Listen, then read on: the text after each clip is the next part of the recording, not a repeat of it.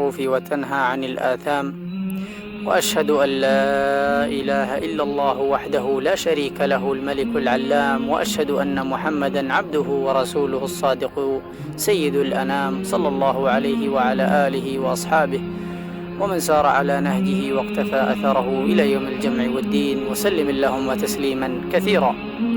أما بعد، أيها الإخوة المؤمنون في كل مكان، السلام عليكم ورحمة الله وبركاته. قال الله عز وجل: قل يا عبادي الذين أسرفوا على أنفسهم لا تقنطوا من رحمة الله إن الله يغفر الذنوب جميعا.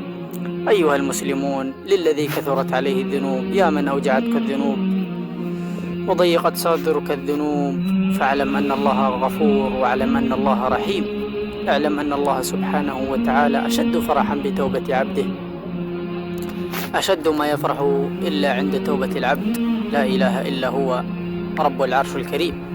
فعليك أخي المسلم، إذا تريد أن ترجع إلى الله سبحانه وتعالى، أن ترجع بشروط التوبة الصحيحة والثابتة، ومنها الندم على ما فات. عليك أن تندم على المعاصي، وأن تندم على الشرور، وعليك أن تتوب إلى رب العزة والجلال. واعلم أن الله سبحانه وتعالى يغفر الذنوب جميعا، يغفر الخطايا ولو كانت مثل زبد البحر. تخيل لو كنت عاص لله سبحانه وتعالى سنوات كثيرة، ورجعت إلى الله عز وجل بقلب صادق مخلص لله، سيغفر لك في ساعات كل ما عملت. ولكن لا تستخدم التوبة يعني درع للتعذر وغير ذلك. استخدم التوبة لأن تعزم على أن لا تعود إلى هذه الذنوب مرة أخرى. عليك أن تتوب إلى رب العزة والجلال ابتغاء مرضات الله وطمعا فيما عنده من جنات النعيم. وعليك أن تسبح ربك وأن تستغفره، وقلت استغفروا ربكم إنه كان غفارا. فالله سبحانه وتعالى أرحم بعبده من الأم بولدها، لا إله إلا الله. ربنا عظيم، وربنا رحيم، وربنا حليم. من ذا الذي دعاه فخذله، ومن ذا الذي سعى إليه فطرده، سبحانه وتعالى عما يقولون علوا كبيرا. فللذي أوجعته الذنوب والمعاصي تب إلى الله فإن الله رحيم، تب إلى الله فإن الله غفور. فإياك أن تقولوا تبت إلى الله باللسان، ولكن بالقلب والجوارح كاذب منافق. فاحذر من هذه الأمور. وإذا قلت والله رحيم، فاعلم أن الله كذلك شديد العقاب، يعاقب الإنسان بما يفعل. عليك أن تتوب إلى رب العزة والجلال. ترى سرعة الأيام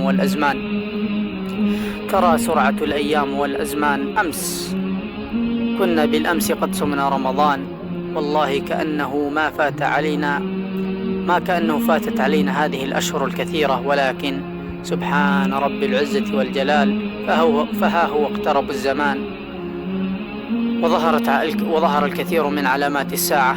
فتب إلى الله يا عبد الله، وارجع إليه، وكن متواضعا مع عباد الله الصالحين. كن خائفا وجلا مشفقا من خشية الله، عسى الله أن يختم لك بالخاتمة الحسنة.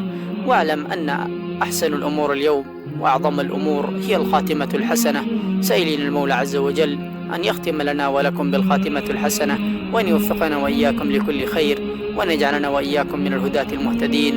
قول بسيط سأقوله إليكم: اعلموا أن من قال سبحان الله وبحمده سبحان الله العظيم غفرت خطاياه ولو كانت مثل زبد البحر.